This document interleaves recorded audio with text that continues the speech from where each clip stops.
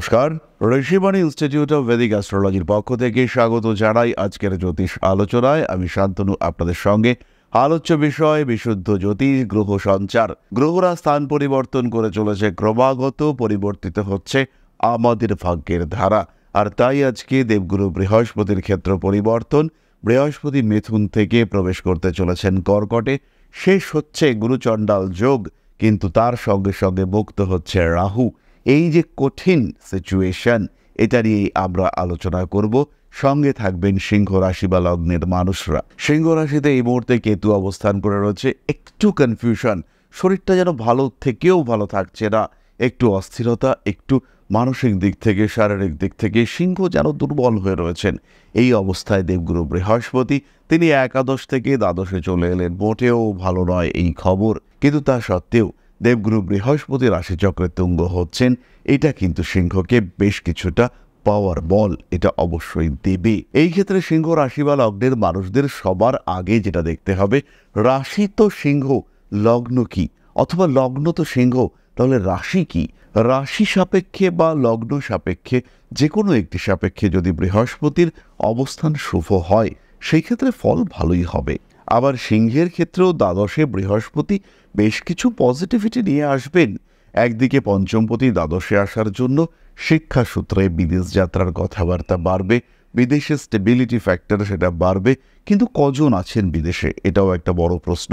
যারা দেশের মধ্যেই রয়েছেন কিন্তু পরকীয়া প্রেমে আসক্ত হয়ে পড়েছেন, তাদের জন্য সময়টা ভীষণ ভালো। আবার যাদের ক্ষেত্রে প্রচণ্ড খরচ হচ্ছে, কিছুতেই খরচের উপরে নিয়ন্ত্রণ রাখতে পারছেন না, তাদের জন্যও সময়টা ভালো। আবার যারা কিছু আইনি সমস্যার কারণে পুলিশি হেফাজতে রয়েছেন, তাদের জন্যও এই সময়টা বেশ ভালো। তবে এর সঙ্গে সঙ্গে কিছু নেগেটিভিটিও আছে, সেটাও কিন্তু খেয়াল রাখতে হবে।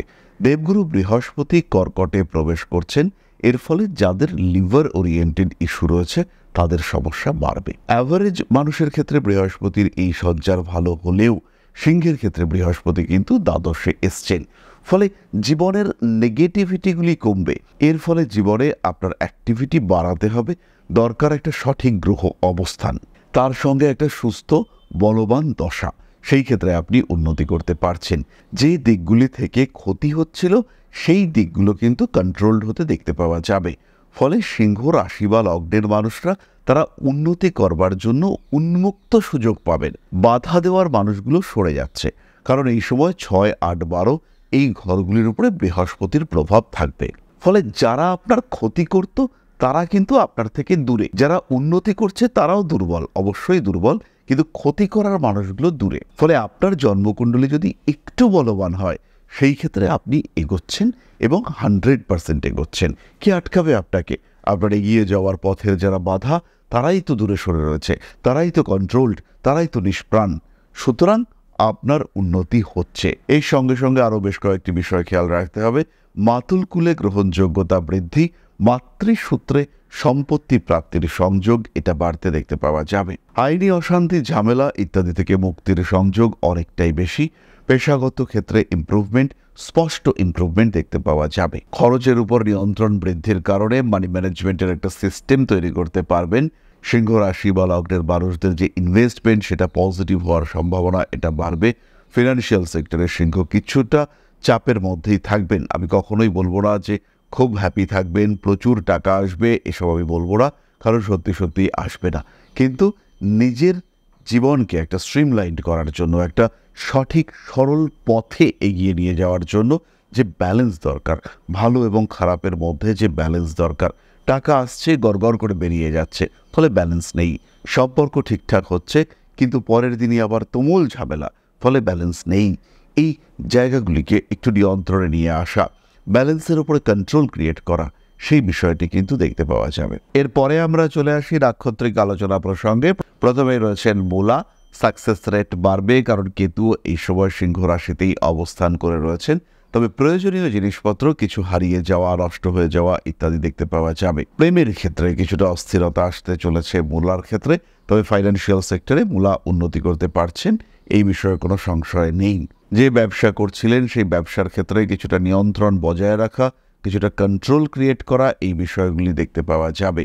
ভালো লাগা, ভালোবাসার মানুষদের সঙ্গে অ্যাটাচমেন্ট বাড়তে চলেছে।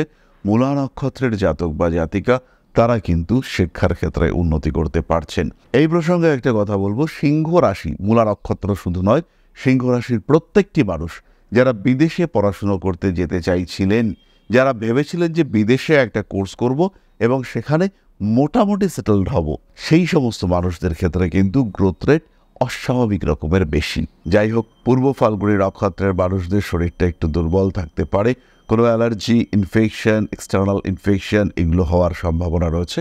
সন্তানের স্বাস্থ্য নিয়ে কিন্তু পূর্ব ফাল্গুনী একটু দুশ্চিন্তার মধ্যে রয়েছেন। বিশেষ করে সন্তানের বয়স যদি 6 থেকে 13 পর্যন্ত হয়, সেই ক্ষেত্রে হঠাৎ শরীর খারাপ হওয়ার সম্ভাবনা এটা অনেকটাই বেশি। বোধ বুদ্ধির বিকাশ ঘটতে দেখতে পাওয়া যাবে এবং পূর্ব ফাল্গুনী নক্ষত্রের মানুষ যারা ব্যবসায়িক ক্ষেত্রে ঋণ গ্রহণ করতে চাইছেন বা যারা ব্যবসাটাকে আর একটু ঢিলে মডিফাই করতে চাইছেন, তাদের ক্ষেত্রে উন্নতি আসতে দেখতে পাওয়া যাবে। ফিনান্সিয়াল সেক্টরে ব্যাকআপের মাত্রা অনেকটাই বেশি, ভুগতে চলেছেন চোখের সমস্যায়। পরবর্তী নক্ষত্র উত্তর ফাল্গুনী। উত্তর ফাল্গুনী নক্ষত্রের মানুষদের অ্যাক্টিভিটি লেভেল অনেকটাই বেশি, কিন্তু এই সময় একটা বড় সময়ের জন্য সূর্যদেব তিনি কিন্তু নিচস্থ হয়ে থাকবেন, তাই এই বিষয়টিকে খেয়াল রাখতে হবে। এবং সূর্যদেবের নিচস্থ থাকাকালীন প্রেশারের মাত্রা এটা অনেকটাই বেশি, নিজেদেরকে ধীর স্থির শান্ত রাখার প্রয়াস অবশ্যই আপনাকে করতে হবে। কোনো বড় দায়িত্ব আপনার উপরে চাপার সংযোগ দেখতে পাওয়া যায়। ব্যবসায়িক ক্ষেত্রে উন্নতির তীব্র সংযোগ রয়েছে এবং এই সংযোগ কিন্তু সুদূর প্রসারী। আজকে উন্নতি হলে সেই উন্নতি দীর্ঘদিন থাকবে, এই বিষয়ে ভরসা রাখা যায়। সুতরাং সিংহ রাশি এবং তার 3 নক্ষত্র মূলা, পূর্ব ফাল্গুনী, উত্তর ফাল্গুনী প্রথম চরণ, তাদের জন্য কি ঘটতে পারে?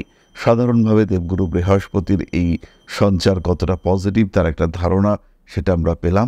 কতটা মিলছে আপনার জীবনের সঙ্গে অবশ্যই কমেন্ট করে জানাবেন। এবার আমরা চলে আসি কতগুলি ছোট ছোট বিষয়ে। প্রথমেই খেয়াল রাখুন প্রতিকার। বৃহস্পতি দ্বাদশে একটাই প্রতিকার, লগ্ন অথবা রাশির বলবত্তা বৃদ্ধি করা। তাই সিংহ লগ্ন, সিংহ যদি আপনার রাশি হয়, সেই ক্ষেত্রে অবশ্যই রেড জাসপার ইউজ করতে পারেন, সানস্টোন ব্রেসলেট ইউজ করতে পারেন, ভালো রেজাল্ট আপনি পাবেন। যাদের জন্মকুণ্ডলিতে শুক্র ভীষণ দুর্বল, নিচস্থ কিংবা শত্রু ক্ষেত্রস্থ, অগ্নি রাশিতে রয়েছে, দারিদ্র যোগ সৃষ্টি হয়েছে, তাদের ক্ষেত্রে অবশ্যই কিন্তু একটা ক্লিয়ার ক্রিস্টাল ব্রেসলেট অ্যাড করতে হবে। তার সঙ্গে সঙ্গে 6 মুখী রুদ্রাক্ষও ধারণ করতে পারেন। জীবনে উন্নতি আসবে এবং অবশ্যই আসবে। তাহলে আজকের আলোচনা আমরা আর দীর্ঘায়িত করব না। সবাই সুস্থ থাকুন, ভালো থাকুন। মা শ্রী আদিশক্তির আশীর্বাদ বর্ষিত হোক আপনাদের উপর। জয় মা আদিশক্তি। নমস্কার।